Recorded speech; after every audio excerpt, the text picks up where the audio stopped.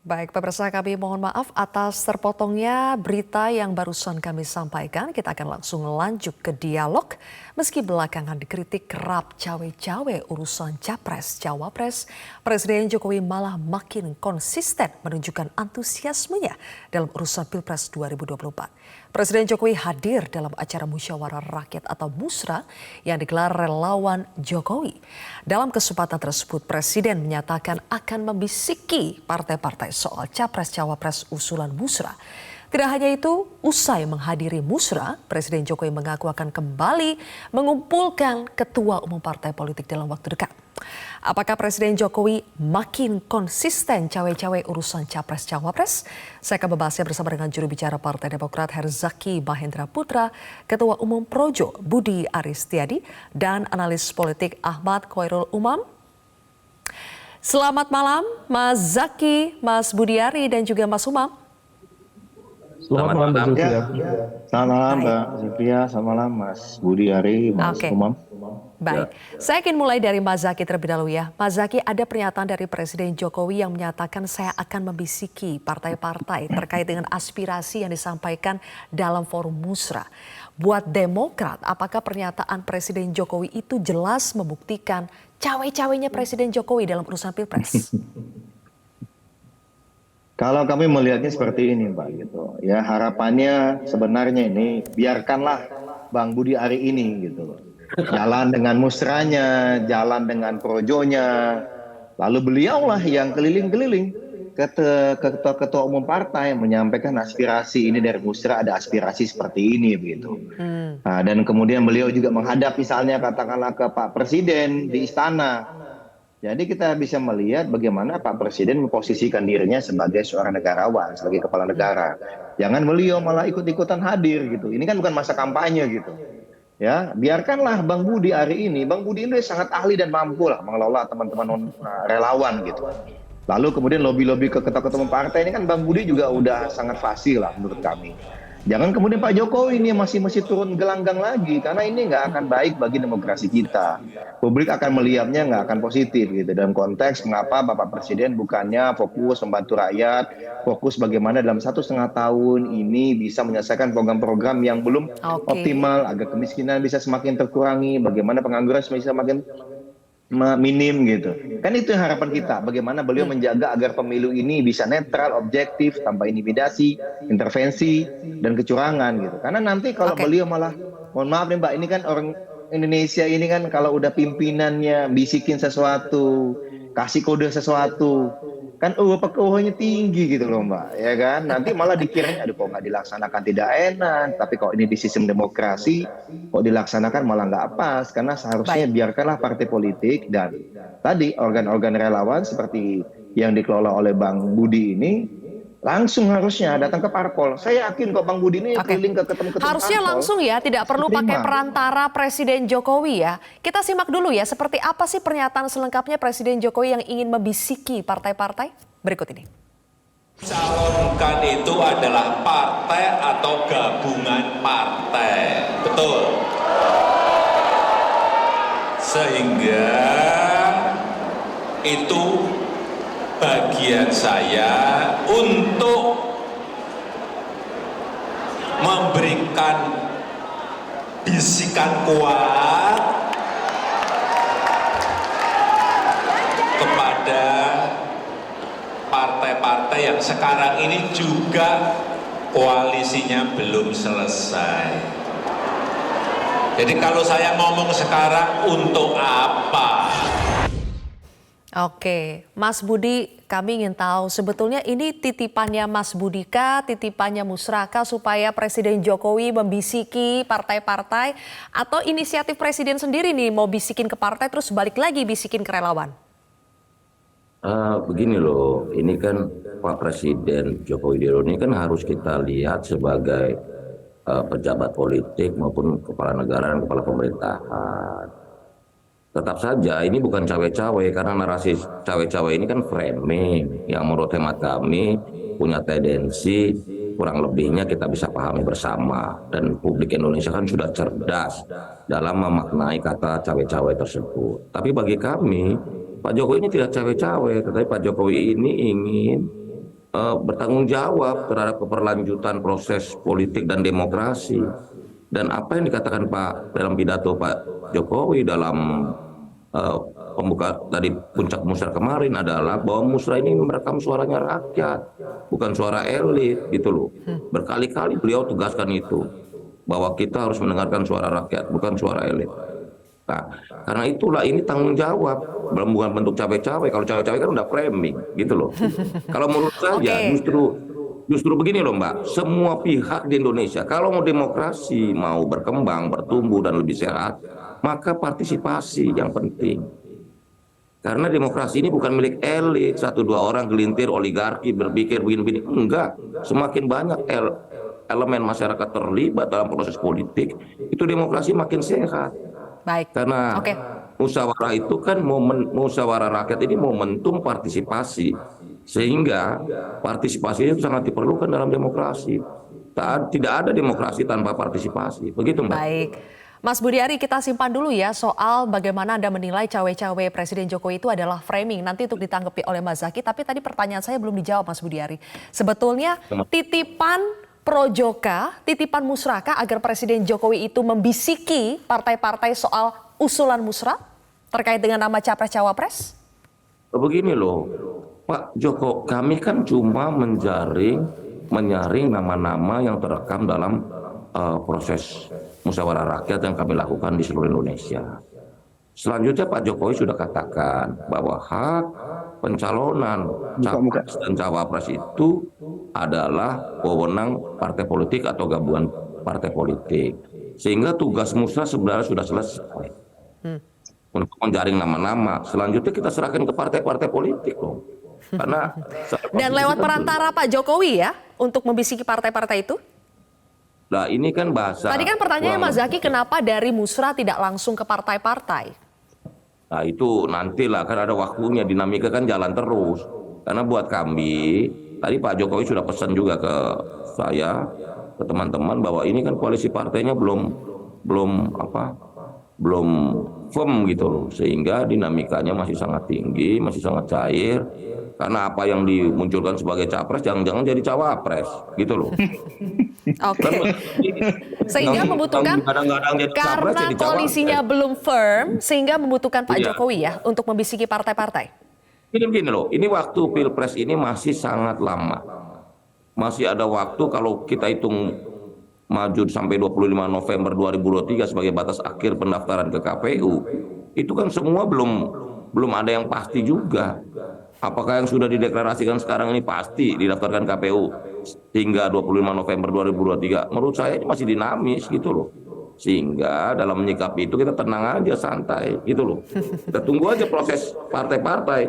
Bagi kami kan kami sudah menjaring. Memang ada yang tidak santai nih. Saya tanya ke Mas Zaky ya soal tadi deh. Memangnya kalau menurut Mas Budi Ari tadi, Pak Jokowi itu bukan cawe-cawe, tapi memang sudah tanggung jawabnya Pak Jokowi. Ini kan memang harus mencari penerus untuk melanjutkan program-programnya Pak Jokowi. Jadi bukan cawe-cawe Mas, framing malahan kalau Presiden Jokowi disebut cawe-cawe Mas Zaky. Ya, enggak lah. Bukan tugas beliau mencari penerus beliau. Ya, kalau bicara mengenai transisi kepemimpinan, bicara mengenai regenerasi kepemimpinan, itu adalah menjadi tugas tanggung jawabnya partai politik menurut konstitusi. Ada aspirasi yang ingin disampaikan bisa melalui partai politik. Bukan Pak Jokowi gitu. Nah, ya itu satu hal. Yang kedua, bahwa kita kan negara demokrasi. Ada sistemnya, ada caranya gitu, ada mekanismenya. Ya, kekhawatiran nanti tidak akan dilanjutkan untuk selanjutnya. Ya enggak lah. Kayak buktinya Pak SBY punya MP3EI. Nah, itu menjadi dasar bagi Pak Presiden Jokowi untuk melanjutkan. Coba misalnya nih, kalau kita bicara kekhawatiran. Pak SBY itu dulu diwariskan Bu Mega tahun 2004. Itu hanya 400 triliun APBN-nya. Pak SBY dengan seluruh kekuatan dan elemen bangsa bersama-sama berjuang. Sehingga dalam 10 tahun, 400 triliun itu bisa menjadi 1.800 triliun, Pak. Apakah kemudian Pak SBY mikir, aduh sayang nih, saya sudah berupaya sedemikian rupa sehingga size ekonomi kita, kemampuan keuangan negara kita bisa 4 kali lipat lebih. Lalu kalau misalnya orang yang salah, bahaya nih. Nggak gitu Pak SBY, tetapi bagaimana beliau kemudian menyusun MP3EI, bagaimana mengatur agar proses demokrasi ini berjalan adil, ya tanpa ada kecurangan, intimidasi, sehingga kemudian lahirlah seorang Bapak Joko Widodo. Kan begitu. Apakah kemudian Pak SBY jadi menurut khawatir? Demokrat, siapapun pengganti Pak Jokowi Itu ya terserah rakyat nanti, tidak usah disiapkan oleh Presiden Jokowi sekarang untuk khawatir siapa penerusnya. Benar, Mbak. Benar. Baik, oke. Karena menurut kami di negara demokrasi kuasa tertinggi, kedaulatan tertinggi ada di rakyat gitu. Dan Coba kami saya tanya meyakini Mas Pak Umam Jokowi dulu ya. hanya satu Oke, orang gitu. saya tanya Mas Umam dulu. Mas Umam, sebetulnya kekhawatiran sebagian publik yang melihat Pak Jokowi ini cawe-cawe, menurut Anda dengan kehadiran Pak Jokowi kemarin di Musra, kemudian Pak Jokowi mengeluarkan pernyataan akan membisiki partai-partai soal aspirasi nama-nama capres-cawapres dari Musra, itu bentuk cawe-cawe atau kepedulian Pak Jokowi terhadap nanti penerusnya siapa, programnya akan bagaimana, kepedulian atau cawe-cawe? Iya, sepertinya Presiden Jokowi bermain di ranah yang abu-abu. Karena pada saat yang sama sebenarnya Presiden tentu memiliki hak politik seperti diatur dalam pasal 299 di Undang-Undang Nomor 7 Tahun 2017 tentang Pemilu. Tetapi di saat yang sama ada batasan-batasan di mana kemudian Presiden dalam ruang kampanye memang tidak boleh kemudian menggunakan fasilitas negara, apalagi PIN negara itu juga kemudian menjadi hal yang perlu dicermati. Tetapi aturan itu dalam konteks kampanye. Nah, sekarang belum masuk masa kampanye. Nah, problemnya adalah ketika kemudian Presiden terlalu jauh masuk dalam ruang yang sebenarnya bukan wilayah dia, maka kemudian kita berpotensi mencerna itu sebagai sebuah upaya dari Presiden dalam konteks ini Pak Jokowi untuk menunjukkan beliau masih ingin menjadi kingmaker sekaligus juga menentukan ranah yang sebenarnya memang bukan pada ranah beliau. Karena bagaimanapun juga Presiden adalah simbol negara, dan simbol negara harus memayungi semua elemen kekuatan negara. Nah, oleh karena itu ini menjadi ruang yang sangat debatable, dan apakah kemudian Presiden ikut cawe-cawe atau tidak, diakui atau tidak, pengaruh Presiden dalam konteks memberikan endorsement kepada satu dua pihak tertentu diakui atau tidak akan berpengaruh terhadap netralitas kekuasaan negara. Dan kita ingat rumus pemilu yang terbuka, adil, dan demokratis mensyaratkan hadirnya kekuasaan negara yang netral. Nah, dalam konteks ini Presiden adalah simbol negara. Jika Presiden kemudian menunjukkan keberpihakannya secara vulgar, maka kemudian hal itu berpotensi menyeret, mempolitisasi terjadinya proses-proses yang tidak dikehendaki dalam proses demokrasi yang adil dan juga terbuka. Oke, Mas Budiari, kembali lagi ke Anda. Sebetulnya ekspektasi Musra ke Presiden Jokowi itu apa? Apakah Musra ingin Presiden memilih capres-cawapres dari daftar nama yang direkomendasikan oleh Musra, kemudian Presiden Jokowi merekomendasikannya ke parpol supaya bisa diusung capres-cawapres hasil usulan dari Musra, atau bagaimana, Mas Budiari? Loh, Musra ini nggak ingin mendikte siapapun, apalagi menekan-nekan partai. Tidak, kita cuma ingin menyampaikan ini loh maunya masyarakat. Kalau partai mau pakai bagus, nggak pakai juga nggak apa-apa. Kita nggak baperan juga, Mbak. Begitu loh. Kita cuma menangkap apa yang jadi maunya dan harapannya rakyat, begitu loh. Kita kan sudah sadar bahwa tugas Musra menjaring, selanjutnya terserah partai-partai. Seperti pidato Pak Jokowi, udah selanjutnya terserah partai aja.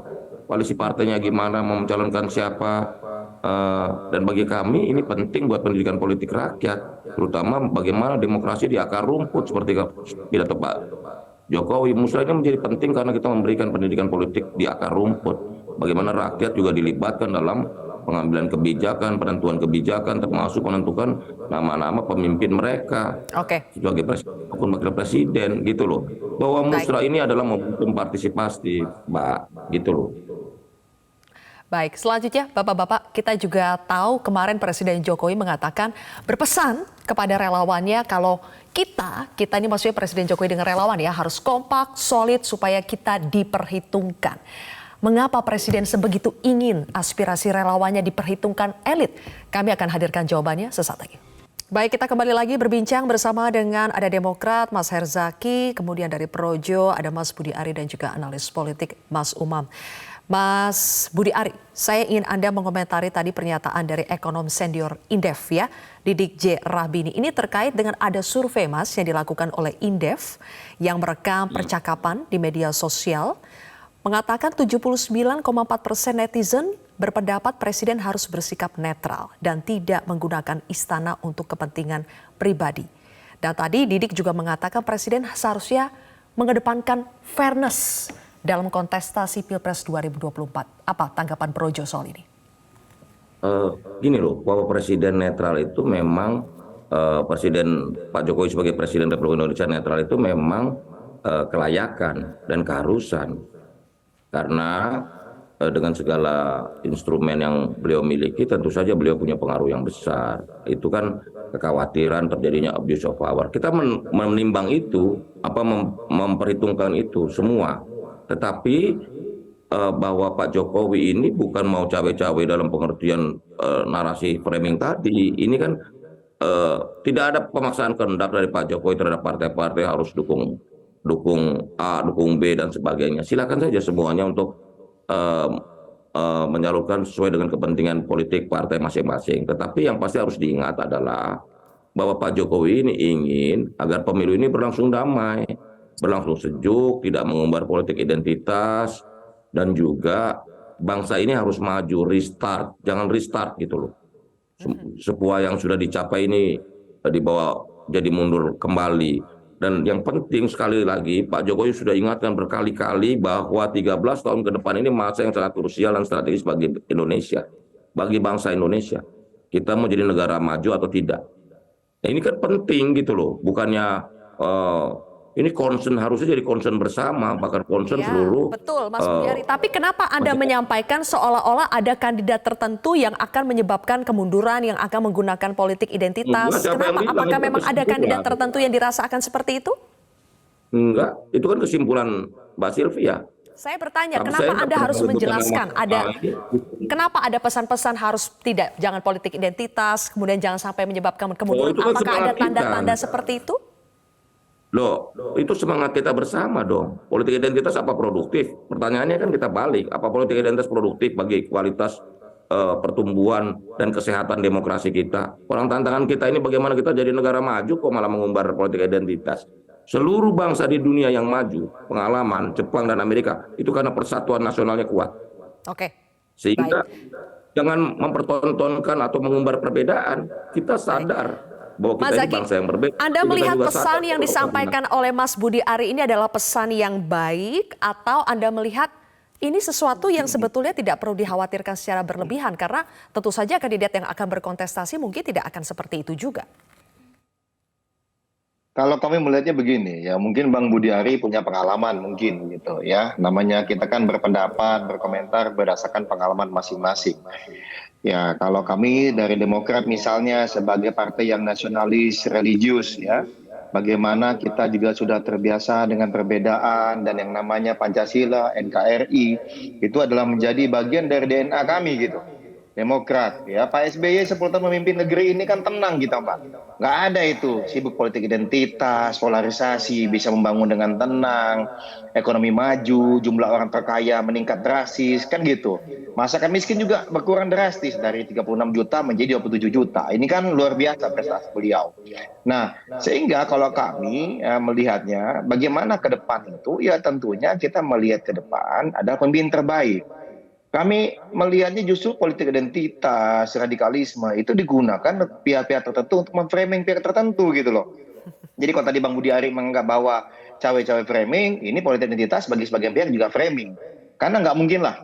Saya yakin sekali nih Mbak, ini kalau orang pakai politik identitas atau coba pecah belah bangsa kita nanti, capres-capres nanti, habis dia pasti Mbak. Nggak mungkin lah gitu. Nah, karena itu juga lah yang mendasari Demokrat, Nasdem, PKS itu bergabung membentuk koalisi perubahan. Kita ingin menghadirkan tokoh alternatif gitu. Karena kalau nanti yang bertarung hanya dua lagi, ya ujung-ujungnya akan ada perbedaan yang sangat tajam antara kedua belah pihak, bisa jadi menjadi yang menggumpal menjadi permusuhan. Tapi katakanlah ada 3 calon, ini kan spektrumnya jadi agak melebar gitu. Ya, tidak lagi ekstrim A atau ekstrim B gitu, tetapi ada pihak ketiga. Nah, inilah kemudian makanya koalisi perubahan menghadirkan Mas Anies Baswedan gitu sebagai tokoh yang benar-benar bisa menjadi pemimpin terbaik negeri ini di 2024 nanti gitu. Mari kita fokus nih, Mbak. Kalau perubahan fokus dengan diskusi substansi. Substansi gagasan. Gitu, jadi nggak main identitas, nggak main radikal, nggak main Mas Zaki, yang lain-lain kita tangkap tadi. itu ya pesannya. Gitu. Selanjutnya saya ingin berbicara soal pernyataan Presiden Jokowi kemarin. Ini terdengar baik ya, kita mengingatkan, Presiden Jokowi mengingatkan kepada relawannya untuk kompak dan solid. Coba kita simak bersama pernyataan selengkapnya. Ini penting. Ini penting. Ini penting, karena kalau kita nggak solid dan kompak, kita ini akan dilecehkan. Tahu?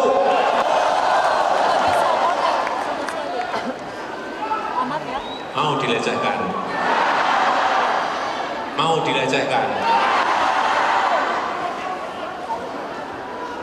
Kalau kita kompak dan solid, kita akan diperhitungkan.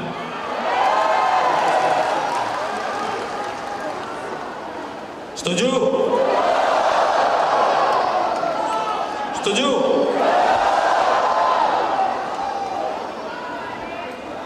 Nanti pada saatnya, pada waktu yang tepat, saudara-saudara semuanya akan saya bisikin satu persatu, entah berapa juta. Oke.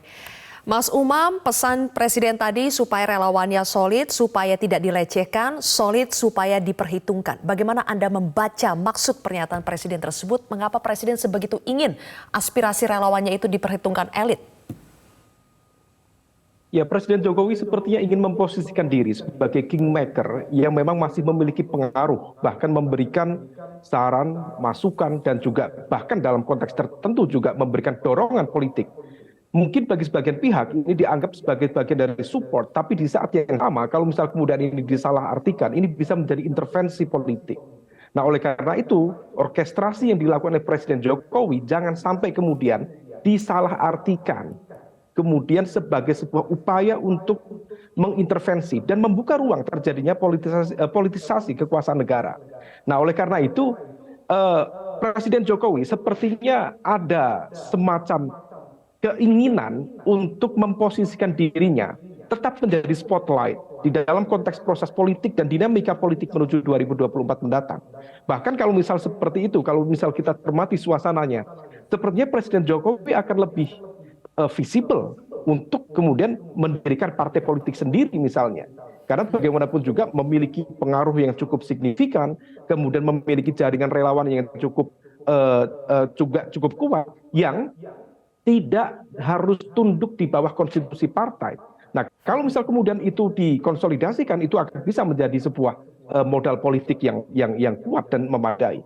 Tetapi dalam konteks ini, sepertinya Presiden masih mencoba untuk mencari ruang untuk bermain di ruang abu-abu tadi. Nah, oleh karena itu ada semacam kegamangan. Saya menangkap sisi lain, Mbak Zulfia, ada semacam kegamangan. Barangkali di satu sisi kita tidak bisa menafikan bahwa Presiden Jokowi adalah petugas partai dari PDIP, tetapi di saat yang sama ada aspirasi yang cukup kuat dari partai-partai lain di lingkaran kekuasaan istana yang sepertinya ada keengganan untuk bersama PDIP dan ingin mengusung salah satunya Pak Prabowo Subianto untuk menjadi capres alternatif di sana. Maka begitu disampaikan pentingnya pemimpin pemberani, maka kemudian meskipun Pak Ganjar berada di forum tersebut, tetapi yang muncul dari teriakan relawan justru adalah Pak Prabowo Subianto. Hal ini apa? Artinya ada indikasi pembelahan dalam konteks arah politik dan juga kalkulasi kepentingan di dalam jaringan relawan Pak Jokowi sendiri. Sehingga kemudian ini perlu diendapkan, sehingga menjadi bisa difahami mengapa misalnya Bang Muni atau teman-teman dari Projo, hasil dari Musra sudah disampaikan, tetapi Presiden sendiri masih belum ingin menyampaikan itu. Artinya apa? Itu adalah bagian dari time buying strategy untuk menunggu dan juga mengulur waktu sampai kemudian bertemu titik kepentingan dalam proses deal negosiasi politik antara PDIP dengan partai-partai di sekitar istana Presiden. Oke, baik. Waktulah nanti yang akan membuktikan ya apakah analisa dari Mas Umam itu betul atau tidak. Nanti kita akan pantau bersama. Terima kasih atas waktunya Mas Budiari, Mas Umam dan juga Mas Herzaki. Terima kasih atas waktunya telah berkumpul bersama kami di